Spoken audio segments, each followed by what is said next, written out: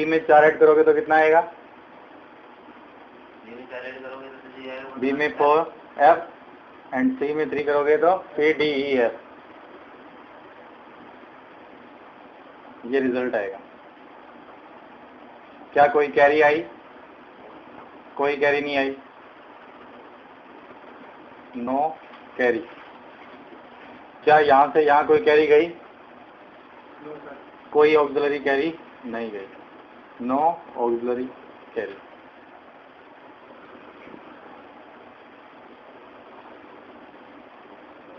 अब इसको हम लिखेंगे बाइनरी की फॉर्म में, तो कितना आएगा? 1 1 1 1 1 1 1 1।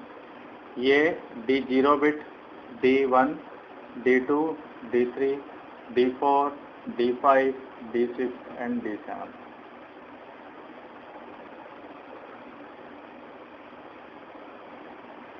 One two three four five six seven eight. S Z X A C X P X C Y.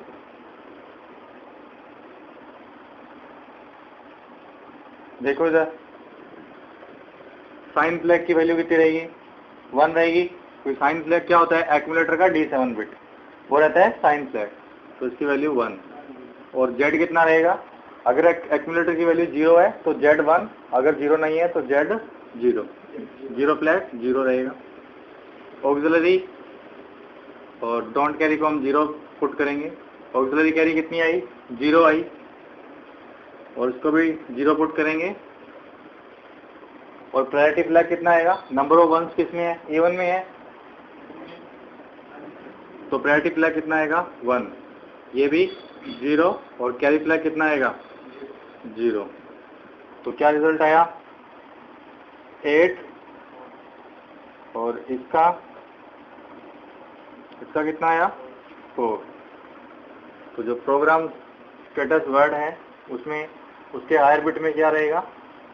Accumulator की वैल्यू जो क्या है? FF, जो उसका लोअर बिट है उसमें रहेगा 0। ये रजिस्टर फ्लैग है इनका, इसकी वैल्यू, तो रजिस्टर फ्लैग की वैल्यू कितनी है?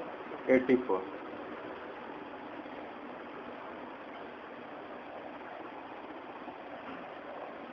कितना है? 52 एंड AE। इसको करो।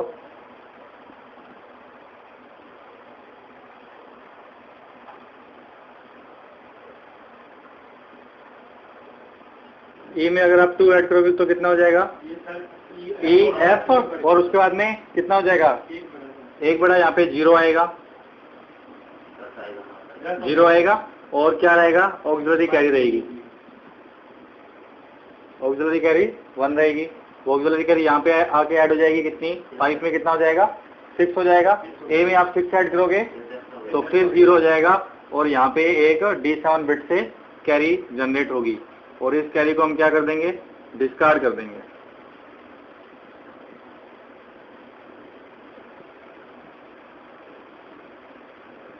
इस कैरी को, तो एक्यूमुलेटर का रिजल्ट क्या रहेगा? 0 0।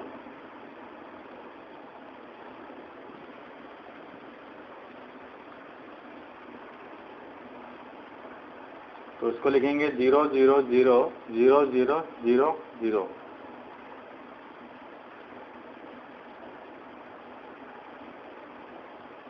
टू 3 4 5 6 7 8।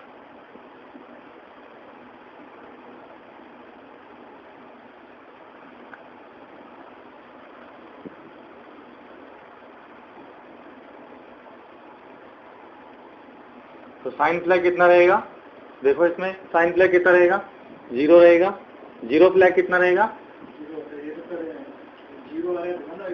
ये रहेगा 1 रहेगा, क्योंकि इसमें एक्यूमुलेटर का रिजल्ट कितना है? 0 है। और X कितना रहेगा? 0। AC कितना रहेगा? 1 रहेगा। AC कितना रहेगा? ऑक्सिलरी आई है, ऑक्सिलरी कैरी आई है, लोअर निबल से हायर निबल की तरफ एक कैरी आई है ना, तो इसलिए AC कितना रहेगा? 1 रहेगा। X कितना रहेगा? 0। नंबर ऑफ वंस किस में है? E1 में है।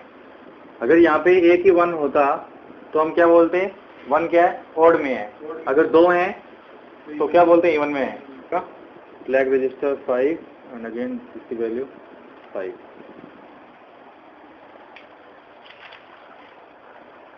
अगर एक्यूमुलेटर का रिजल्ट कुछ इस तरीके से रहेगा, जैसे कि 0 0 1 1 2 2, मतलब सेम डिजिट रहेंगी, उसकी जो हायर बिट है और लोअर बिट सेम वैल्यू का रहेगा, तो प्रायोरिटी फ्लैग हमेशा क्या रहेगा?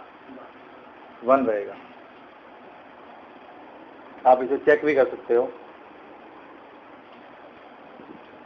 Program status word combined status होता है एक्यूमुलेटर का और फ्लैग रजिस्टर का, जिसके हायर बिट में एक्यूमुलेटर की वैल्यू स्टोर होती है और उसके लोअर बिट में फ्लैग रजिस्टर की वैल्यू स्टोर होती है। तो टेम्परेरी रजिस्टर की कैटेगरी में 2 रजिस्टर होते हैं, एक W और एक Z। इन रजिस्टर को यूजर एक्सेस नहीं कर सकता, यूजर इनको यूज नहीं कर सकता W और Z रजिस्टर को। इनको केवल प्रोसेसर यूज करता है कुछ इंस्ट्रक्शन के लिए। कुछ ऐसे इंस्ट्रक्शन होते हैं जिनको यूज करने के लिए प्रोसेसर इन टेम्परेरी रजिस्टर को यूज करता है। ये 8 बिट का रजिस्टर होता है, W एंड Z दोनों 8 बिट के रजिस्टर होते हैं। तो accumulator, temporary register, flag registers and ALU, ये ALU सर्किट्स हैं, arithmetic and logic control circuits. और ये सारा का सारा कंबाइन इसको क्या बोलते हैं? ALU, arithmetic logic unit. इसके अंदर क्या क्या पार्ट आते हैं? एक्यूमुलेटर आता है, टेम्परेरी रजिस्टर्स होते हैं, फ्लैग्स होते हैं और ALU सर्किट्स होते हैं। और various arithmetic operations are, first is जो माइक्रो प्रोसेसर 8085 में होते हैं, पहला होता है एडिशन, सेकंड है सब्ट्रैक्शन एंड थर्ड है increment and fourth one is decrement.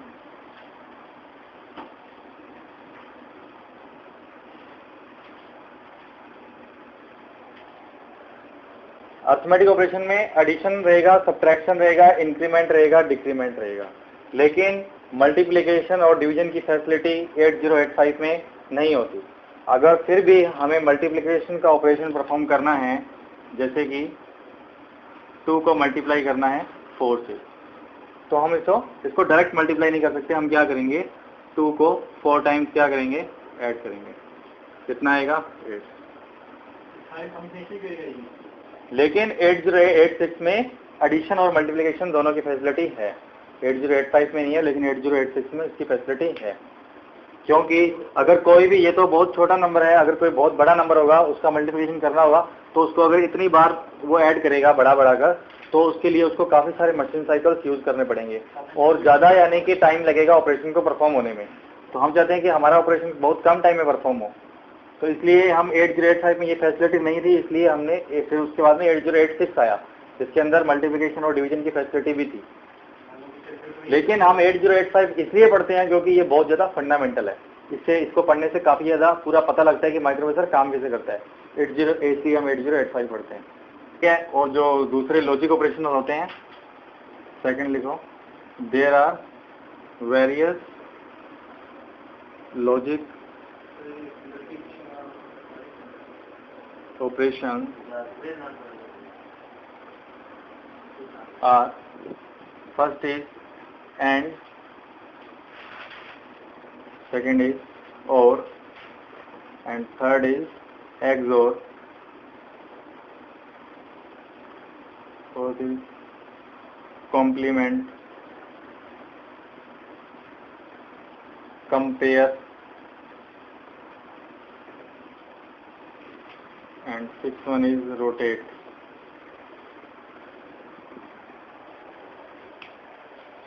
तो यहाँ पे लिख लेना कि 8085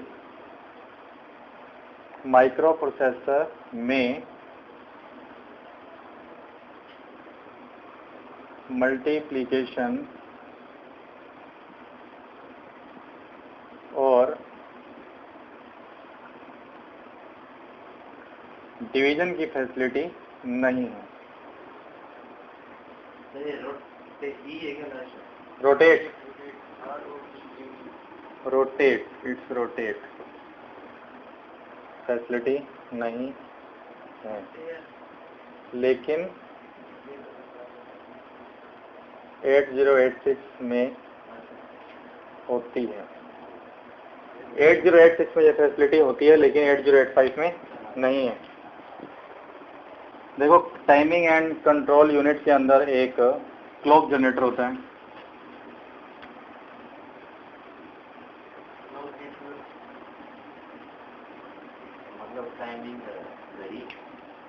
एक क्लॉक जनरेटर होता है और इस क्लॉक जनरेटर को एक बाहर ये जो दो पिन लगी होती हैं X1 और X2, इनके बीच में एक क्रिस्टल ऑसिलेटर होता है। उनके बीच में एक क्रिस्टल ऑसिलेटर होता है। ये क्रिस्टल ऑसिलेटर क्या करता है, इस क्लॉक जनरेटर को ऑसिलेशन प्रोवाइड करवाता है। ये जो क्रिस्टल ऑसिलेटर होता है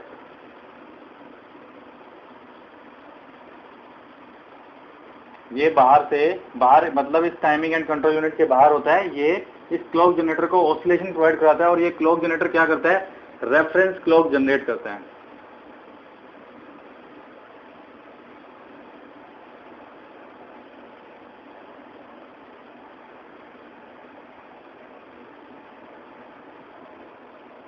और इस रेफरेंस क्लॉक के थ्रू क्या होता है कि माइक्रो प्रोसेसर के अंदर डिफरेंट टाइप के वेरियस जो कंट्रोल सिग्नल्स हैं वो ऑपरेट होते हैं। ये क्लॉक जनरेटर क्या करता है, ये क्रिस्टल ऑसिलेटर इसको एक फ्रिक्वेंसी प्रोवाइड करवाता है और इस फ्रिक्वेंसी के थ्रू ये क्लॉक जनरेटर एक रेफरेंस क्लॉक को जनरेट करता है। और इस रेफरेंस क्लॉक के थ्रू वेरियस टाइप के ऑपरेशन क्या होते हैं, परफॉर्म होते हैं माइक्रो प्रोसेसर के अंदर। और जो माइक्रो प्रोसेसर की जो ऑपरेटिंग फ्रिक्वेंसी होती है, मतलब जो ये रेफरेंस क्लॉक जनरेटर की जो फ्रिक्वेंसी होती है, ये क्रिस्टल ऑसिलेटर की फ्रिक्वेंसी की आधी होती है। मतलब सपोज जो 8085 जो माइक्रो प्रोसेसर है उसकी जो डिफॉल्ट फ्रिक्वेंसी होती है वो होती है 3 मेगाहर्ट्ज। 3 मेगाहर्ट्ज होती है। तो ये क्रिस्टल ऑसिलेटर की फ्रिक्वेंसी कितनी हुई, 6 मेगाहर्ट्ज। मतलब जो जिस फ्रिक्वेंसी पर आपका माइक्रो प्रोसेसर ऑपरेट करता है उसकी दुगनी फ्रिक्वेंसी पर ये क्रिस्टल मतलब ऑसिलेटर ऑपरेट करता है।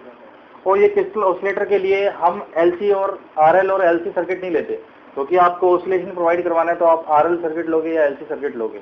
लेकिन इसमें हम आरएल और एलसी सर्किट नहीं लेते, हम ऑसिलेशन के लिए हम एक क्रिस्टल ऑसिलेटर लेते हैं। ये क्रिस्टल ऑसिलेटर की जो ऑसिलेशन होता है ये काफी ज्यादा स्टेबल होता है compare to RL and RC oscillation, क्योंकि RL and RC oscillation are temperature dependent. वो टेम्परेचर पर डिपेंड करती है, अगर टेम्परेचर वेरी करेगा तो उसका ऑसिलेशन भी वेरी करेगा। लेकिन जो ये क्रिस्टल ऑसिलेटर होता है ये बहुत ज़्यादा स्टेबल होता है, इसलिए माइक्रो प्रोसेसर के अंदर हम ऑसिलेशन के लिए एक क्रिस्टल ऑसिलेटर को यूज करते हैं, ना कि आरएल और आरसी सर्किट को।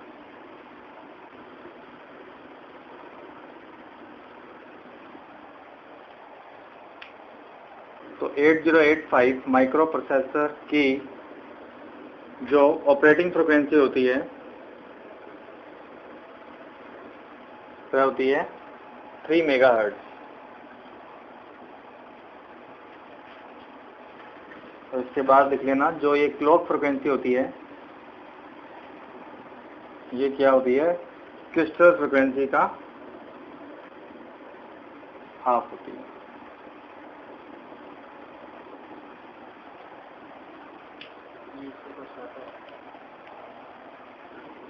तो जो ये वेरियस कंट्रोल ऑपरेशंस होते हैं इनका जो यूज होता है, इनके लिए कई तरह के सिग्नल्स होते हैं।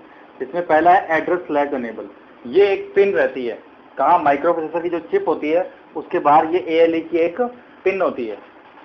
अगर आपकी 40 पिन होती है ना टोटल, तो 40 में एक ALE की पिन होती है। अगर इसके ऊपर सिग्नल 0 रहता है तो हम क्या कहते हैं कि जो लोअर जो ऑर्डर है वो किसके लिए क्या परफॉर्म कर रहा है, डेटा बस की तरह। और अगर 1 है तो सारी की सारी जो उसकी पिन्स हैं वो एड्रेस बस की तरह यूज कर रही हैं।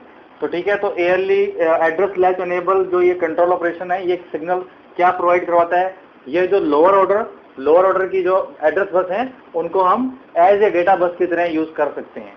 ये उनका सिग्नल कौन देगा, ये ALE। अगर ALE की वैल्यू 1 रहेगी then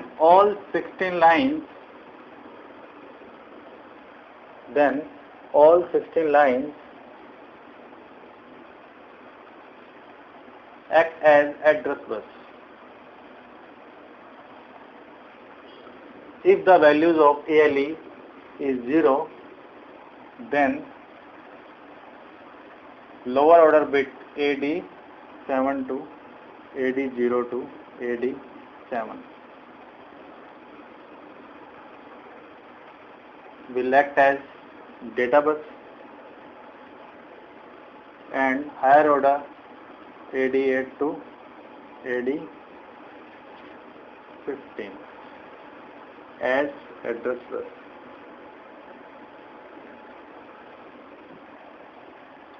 इसको डिनोट करते हैं रीड कंट्रोल सिग्नल। ये भी एक माइक्रोप्रोसेसर की एक पिन होगी। अगर इसकी वैल्यू कितनी है, 0 है, अगर इसकी वैल्यू 0 है तो कैसा ऑपरेशन परफॉर्म होगा, रीड ऑपरेशन परफॉर्म होगा। अगर इस पिन की वैल्यू 0 है तो क्या हो रहा है, रीड हो रहा है यानी कॉपी हो रहा है। और अगर इसकी वैल्यू 1 है तो ये क्या रहेगा, अगर इसकी वैल्यू 0 है तो इसका मतलब क्या है, ये एक्टिव हो गया कि मतलब रीड ऑपरेशन परफॉर्म हो रहा है। और अगर इसकी वैल्यू 1 है तो इसका मतलब क्या है, इनएक्टिव है, मतलब रीड ऑपरेशन परफॉर्म नहीं हो रहा। राइट ऑपरेशन, राइट ऑपरेशन में क्या होगा, राइट कंट्रोल सिग्नल,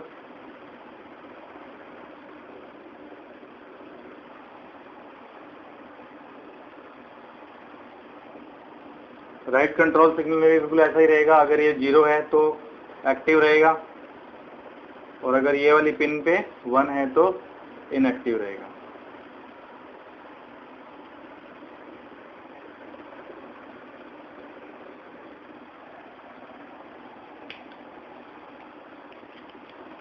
फोर्थ है IO/मेमोरी।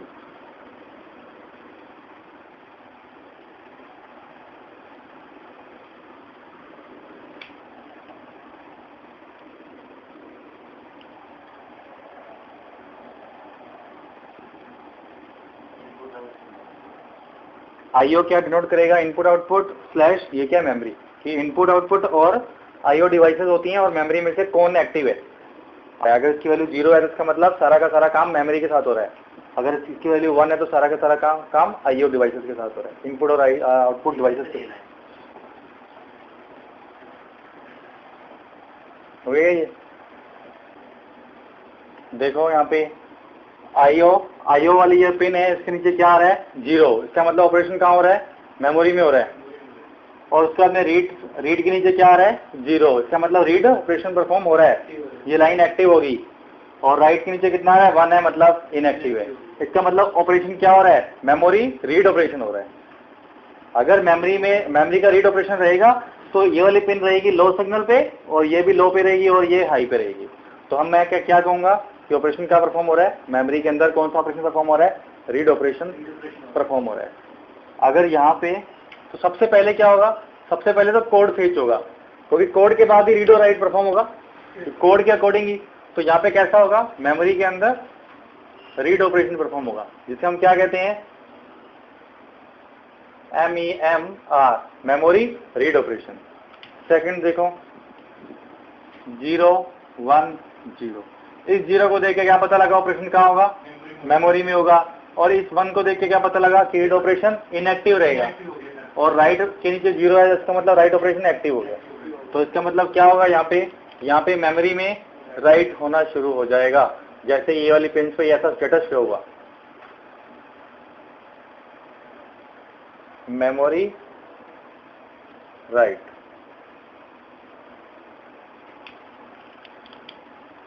वन जीरो जीरो, इसमें क्या रहेगा,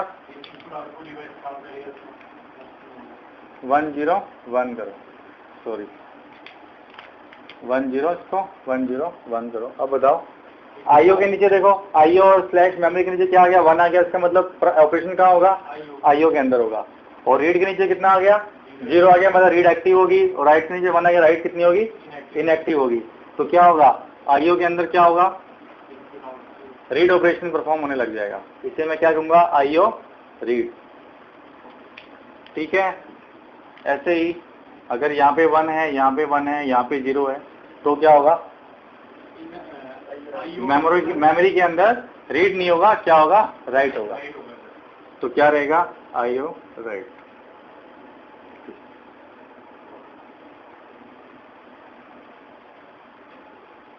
तो माइक्रो प्रोसेसर की जो ये पिन्स होती हैं ना, यहाँ पे ये रहती हैं आईओ की पिन, रीड की पिन, राइट की पिन, ये सारी पिन्स हैं।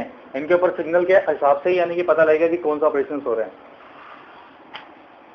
इससे पहले वाला जो पढ़ा था उसमें जो भी सिग्नल जनरेट हो रहा था, जैसे कि 1000 या कुछ भी हो रहा था, तो वो सिग्नल क्या कर रहा था, कंट्रोलिंग का काम कर रहा था कि उस सिग्नल से रीड ऑपरेशन हो रहा है, कंट्रोल हो रहा है, या सिग्नल बदल रहा है तो राइट हो रहा है।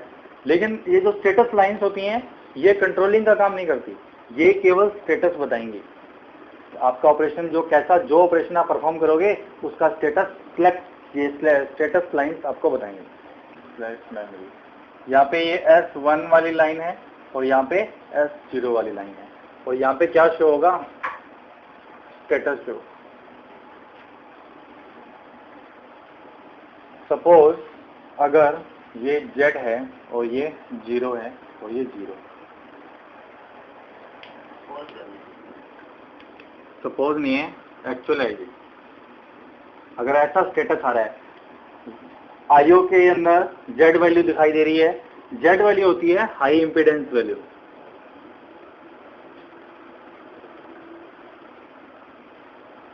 हाई इंपीडेंस वैल्यू, अगर ये वाली पिन पर Z आ गया और जो दोनों फ्लैग्स, ये दोनों स्टेटस लाइंस हैं, इस पर क्या शो कर रहा है, 0 शो कर रहा है, तो सिग्नल कैसा आएगा, होल्ड का।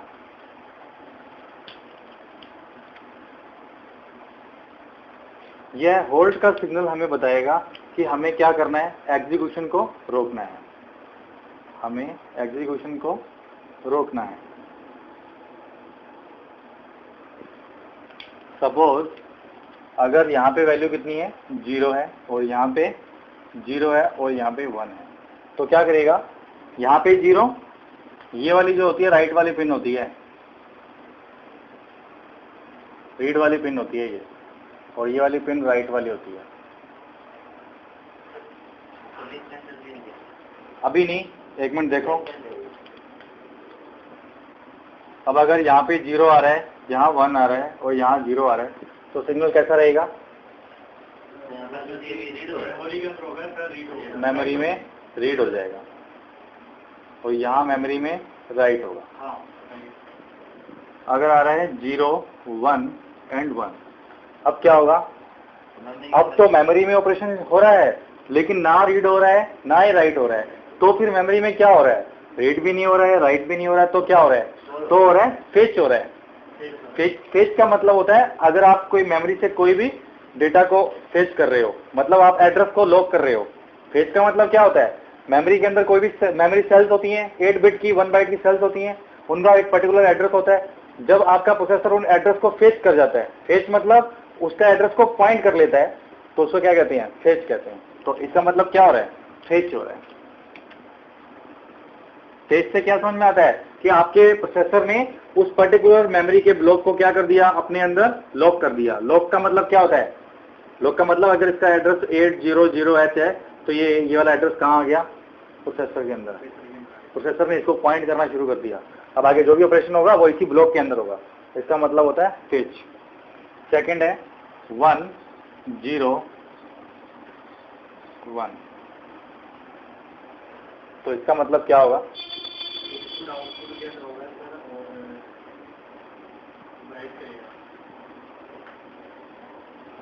आईओ के अंदर होगा और क्या करेगा, राइट करेगा, और इसमें क्या होगा,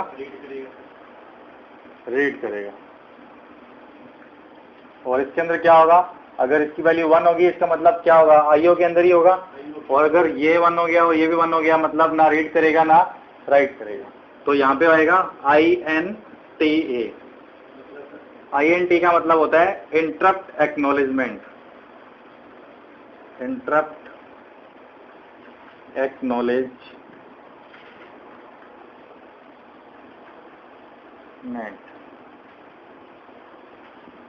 ये आगे जब मैं तुम्हें पढ़ाऊंगा ना इंटरप्ट, तब तुम्हें पता लग जाएगा ये INT का मतलब क्या होता है।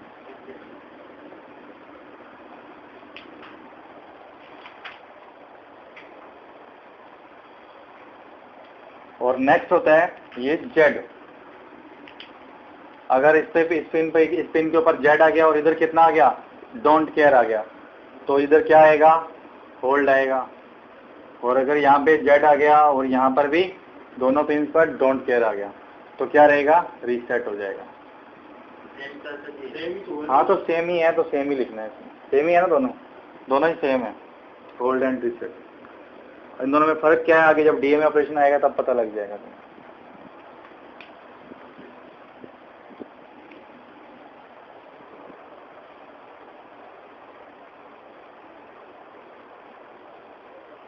देखो मैंने तुम्हें कई जगहों पर जेड जेड लिखवाया था, उस जेड का मतलब क्या होता है पहले ये देख लो।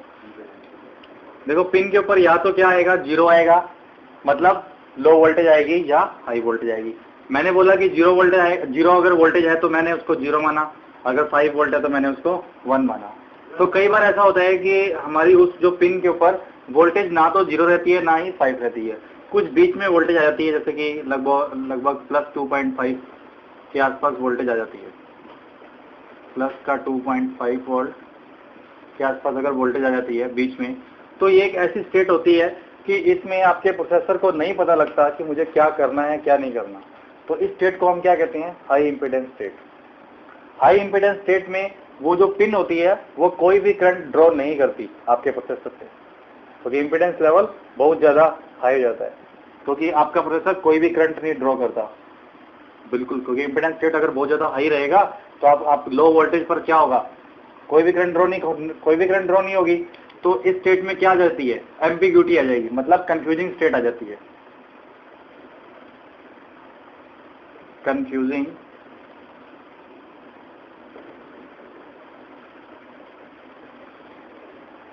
Confusing state or ambiguity level. इस एम्बिग्यूटी लेवल को हम क्या कहते हैं, high impedance level, high impedance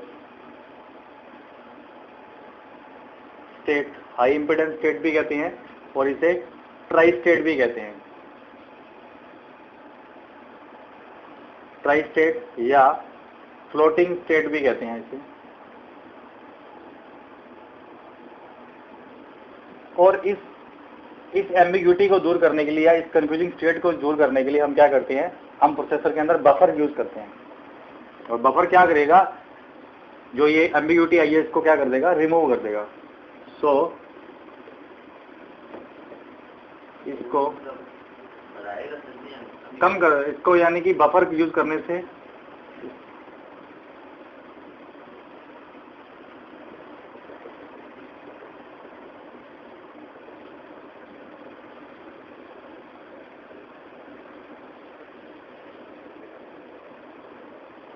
बना लो इसे। अगर मुझे मेमोरी में कोई कंटेंट है, मुझे कहाँ भेजना है, आईओ में भेजना है।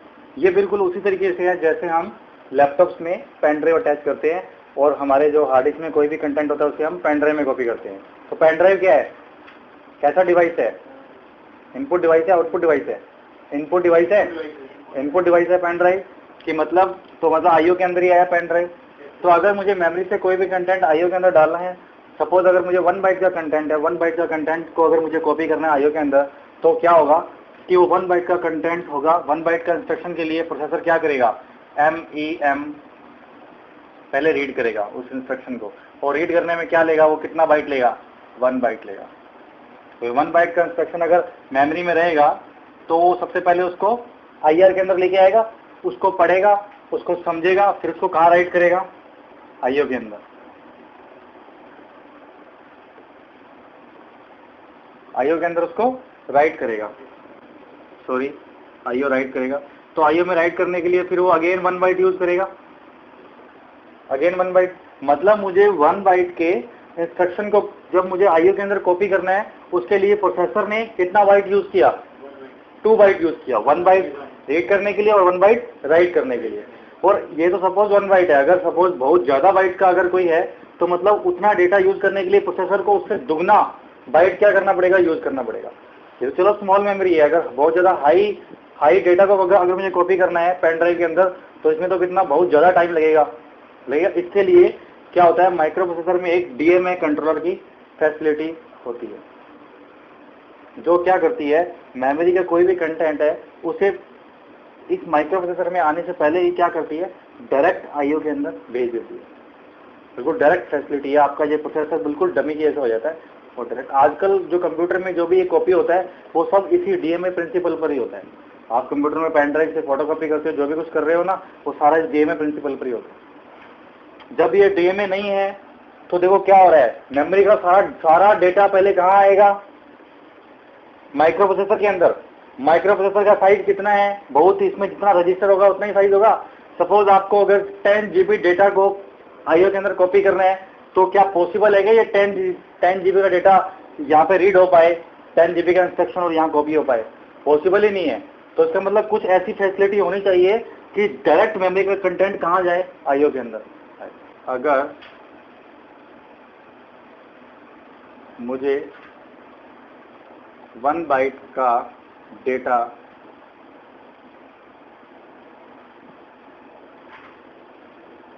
आईओ में कॉपी करना है तो प्रोसेसर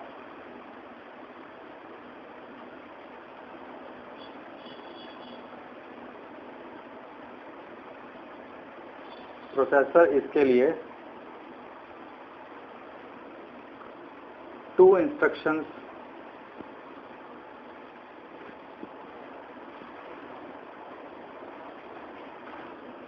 लेता है। 2 इंस्ट्रक्शन लेगा यानी 2 बाइट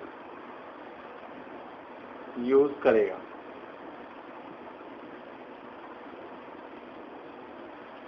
अगर प्रोसेसर, देखो इसमें होगा क्या, अगर प्रोसेसर 1 बाइट का डेटा है उसको कॉपी करने में 2 बाइट लेगा, मतलब 2 इंस्ट्रक्शन परफॉर्म होंगे, एक रीड ऑपरेशन और एक राइट ऑपरेशन। इससे क्या होगा कि हमारा जो काम है वो क्या होगा, स्लो होगा। स्लो ही होगा। कोई चीज डायरेक्ट आनी चाहिए, उसकी बजाय वो पहले रीड हो रही है फिर राइट हो रही है, तो उससे क्या होगा, कॉपी जो होगी वो बहुत ज्यादा स्लो रहेगी। इसलिए हम क्या करते हैं, डीएमए कंट्रोलर यूज करते हैं। और इस कंट्रोलर को कहाँ यूज करते हैं, इस मेमोरी और आईओ के बीच में ये कंट्रोलर रहता है।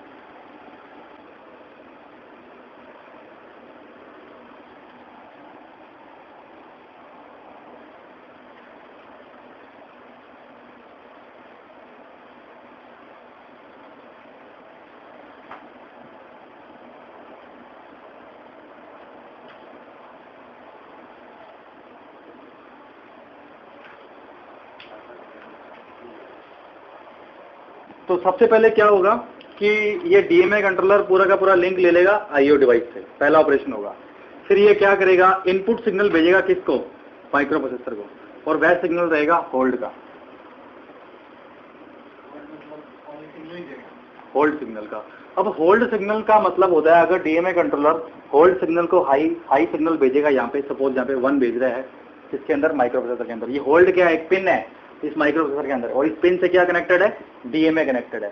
अगर डीएमए जैसे ही उसको आईओ से रिस्पॉन्स मिलना शुरू हुआ, जैसे ही आपने पेन ड्राइव कंप्यूटर में अटैच की, ये डीएमए कनेक्ट हो जाएगा किससे, ये आईओ डिवाइस आपकी कनेक्ट हो जाएगी डीएमए कंट्रोलर से। तो डीएमए कंट्रोलर एक हाई सिग्नल भेजेगा किसको, इस होल्ड पिन को। होल्ड पिन को जब हाई सिग्नल मिलता है तो इसका मतलब होता है कि जो आपका जो ये डीएमए कंट्रोलर है, ये रिक्वेस्ट कर रहा है आपके माइक्रो प्रोसेसर से कि आप मुझे आपके जो एड्रेस बस है उसका कंट्रोल दे दो, कि आपकी जो एड्रेस बस है जिससे आप मेमोरी को एड्रेस करते हो उसका कंट्रोल मुझे दे दो। तो ये ऐसा इससे रिक्वेस्ट करेगा। और फिर क्या करेगा आपका माइक्रो प्रोसेसर, एक HLDA पिन होती है, HLDA पिन। HLD का मतलब होल्ड और A का मतलब एक्नॉलेज। HLD का मतलब होता है होल्ड एक्नॉलेज, एक्नॉलेज का मतलब होता है स्वीकृति देना। और अगर ये HLDA पिन को हाई कर देगा तो ये क्या करेगा, माइक्रो प्रोसेसर क्या करेगा, डीएमए कंट्रोलर को बोलेगा कि मैंने तुझे स्वीकृति दे दी है आपके एड्रेस बस की, मेरे जितने भी एड्रेस बस हैं अब उसका पूरा का पूरा कंट्रोल किसके पास है, तेरे पास है, अब तू जान जो भी तुझे करना है। तो ये ऐसा रिस्पॉन्स किसके थ्रू आएगा, HLDA पिन के थ्रू। HLDA पिन के थ्रू इसको ये रिस्पॉन्स मिल जाएगा। जैसे ही इसको ये रिस्पॉन्स मिल जाएगा, ये पहला टास्क ये होगा, सेकंड ये होगा, थर्ड ये हो जाएगा और फोर्थ ये होगा कि ये फिर आपकी ये इनपुट आईओ डिवाइस पूरी की पूरी कनेक्ट हो जाएगी किससे, डीएमए से। जैसे ही आपकी आईओ डिवाइस आपकी डीएमए कंट्रोलर से कनेक्ट हो गई तो अब क्या होगा, आपकी मेमोरी का जितना भी डेटा है वो डायरेक्ट कहां आएगा, आना शुरू हो जाएगा, आपके आईओ के अंदर, बिल्कुल डायरेक्ट, बिना किसी इंटरफेरेंस के। जैसे कि आप एक हार्ड डिस्क से बहुत बड़ी फाइल कॉपी करते हो, तो जैसे ही कॉपी करोगे, वो जो जैसे ही आप हार्ड डिस्क को कनेक्ट करोगे तो डीएमए से कनेक्ट होगा और प्रोसेसर से क्या मांगेगा, रिक्वेस्ट करेगा कि तू अपनी जो एड्रेस बस है उनका कंट्रोल मुझे दे। तो आपका माइक्रो प्रोसेसर इस HLDA पिन के थ्रू आपको कंट्रोल दे देगा। जैसे ही आपका कंट्रोल मिल गया, आपकी हार्ड डिस्क पूरी की पूरी कनेक्ट हो जाएगी किससे, डीएमए कंट्रोलर से। और डीएमए कंट्रोलर से कनेक्ट होने के बाद आप जो भी डेटा कंटेंट कॉपी करोगे वो डायरेक्ट मेमोरी से कहाँ आ जाएगा, आपके आईओ के अंदर, आपकी पेन ड्राइव के अंदर वो कंटेंट आ जाएगा। लेकिन इसमें फायदा क्या होता है कि आपका डेटा डायरेक्ट आता है और जो ट्रांसफर रेट होता है वो फास्ट होता है। लेकिन इसका नुकसान ये होता है कि जब ये डेटा आएगा तो आपका प्रोसेसर किस पे चला जाता है, एक बिल्कुल डमी के जैसे हो जाता है। क्योंकि अगर आपके एड्रेस बस सारी की सारी डीएमए कंट्रोल के हाथ में आ गई तो आपका प्रोसेसर काम कर पाएगा नहीं, ये होल्ड में रहेगा, ये होल्ड हो जाएगा, होल्ड की तरह काम करेगा। अब इस दौरान अगर आप कोई भी काम करोगे तो उसमें क्या आएगा, बहुत ज्यादा लैग आएगा। मेमोरी से कंटेंट इधर आएगा तो ये कब होता है, जब विदाउट डीएमए, बिना डीएमए के होता है ऐसा, बिना डीएमए के, यहां पे लिखना विदाउट डीएमए।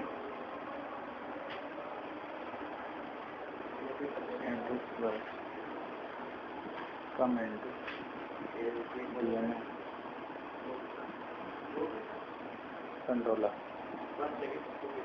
देखो, फोर्थ स्टेप मैंने फोर्थ स्टेप पे मार्क किया हुआ है कि in that step control of address bus comes into DMA controller. कि सारा का सारा कंट्रोल डीएमए कंट्रोलर के पास आ जाएगा एड्रेस बस का, और आपका डेटा डायरेक्ट ट्रांसफर होगा। देखो, जब आपका डेटा डायरेक्ट ट्रांसफर होगा तो उसे कोई भी इंस्ट्रक्शन रीड करने की जरूरत नहीं होगी। पहले तो वो इंस्ट्रक्शन रीड कर रहा था फिर राइट कर रहा था, इस केस में कोई भी इंस्ट्रक्शन रीड करने की जरूरत नहीं होगी। DMA is used between, first option memory and microprocessor, B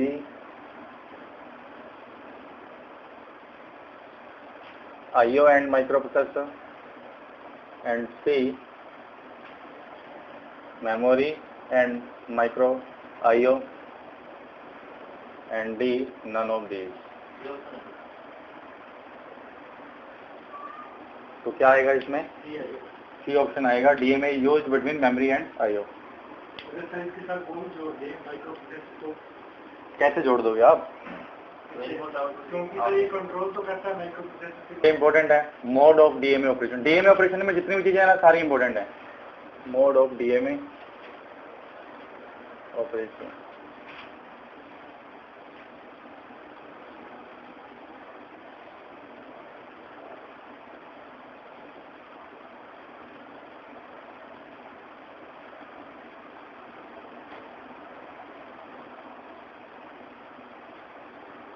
first is brush mode, second is cycle stealing mode.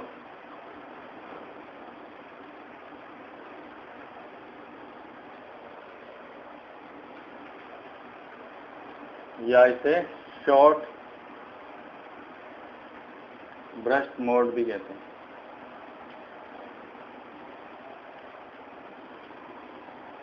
Brush mode में जब तक मेमोरी का पूरा कंटेंट आईओ के अंदर ट्रांसफर नहीं होता तब तक आपका जो प्रोसेसर है वो किस स्टेट में रहता है, आइडल स्टेट में रहता है या वेट स्टेट में रहता है। अगर प्रोसेसर कुछ भी नहीं कर पाता जब तक कि पूरा का पूरा डेटा कहाँ ना कॉपी हो जाए, आईओ के अंदर कॉपी ना हो जाए, आपके पेन ड्राइव के अंदर डेटा कॉपी ना हो जाए। तो इस जब ये पूरा का पूरा डेटा आईओ के अंदर कॉपी होगा तब तक आपका प्रोसेसर किस मोड में रहेगा, एक आइडल मोड में। आइडल मतलब कोई एक मूर्ति के समान रहेगा बिल्कुल, या वेट स्टेट में रहेगा। और इस टाइम प्रोसेसर के अंदर जो इंटरफेरेंस आएगा वो बहुत ज्यादा हाई होगा, क्योंकि आप अगर पूरा का पूरा डेटा ट्रांसफर हो रहा है और आपका प्रोसेसर कुछ भी नहीं कर पा रहा है तो यानी कि प्रोसेसर के अंदर जो इंटरफेरेंस है वो कितना है, बहुत ज्यादा है। क्योंकि जब तक ये डीएमए ऑपरेशन चलेगा प्रोसेसर कुछ भी नहीं कर पाएगा उस स्टेट में। तभी तो इसको क्या बोला, ब्रश मोड। मतलब पूरा का पूरा डेटा जब तक यहाँ पे ब्रश ना हो जाए तब तक क्या आपका प्रोसेसर रहेगा, आइडल स्टेट में रहेगा, कुछ भी नहीं कर पाएगा। और प्रोसेसर के लिए इंटरफेरेंस कितनी रहेगी, बहुत ज्यादा। जैसे कि आप हार्ड डिस्क से जब डेटा कॉपी करते हो तो जब तक कि वो डेटा कॉपी ना हो जाए तब तक की पूरी जो एड्रेस बस का कंट्रोल किसके पास रहता है, डीएमए कंट्रोलर के पास। और आपका प्रोसेसर कुछ भी कोई भी अलग से ऑपरेशन नहीं कर पाता और आपका जो कंप्यूटर है वो क्या हो जाता है, स्लो हो जाता है। ऐसा होता है। और जैसे ही पूरे का पूरा डेटा कॉपी हो जाता है और जो होल्ड सिग्नल है वो क्या हो जाता है, लो हो जाता है। वो होल्ड सिग्नल की जो लो की रिक्वेस्ट कौन भेजेगा, डीएमए कंट्रोलर प्रोसेसर को, और वापस से एड्रेस बस का जो कंट्रोल किसके पास आ जाता है, माइक्रो प्रोसेसर के पास। तो ब्रस्ट मोड में क्या कहेंगे, ब्रस्ट मोड में जब तक कि टोटल डेटा कॉपी ना हो जाए किसके अंदर, आईओ के अंदर, तब तक आपका प्रोसेसर क्या रहेगा, एक वेट स्टेट के अंदर रहेगा। ये तो था पहला मेथड कि जब तक कि डेटा ट्रांसफर ना हो जाए आईओ के अंदर कंप्लीटली आपका प्रोसेसर वेट स्टेट में रहेगा। लेकिन इसमें इंटरफेरेंस बहुत ज़्यादा रहती है।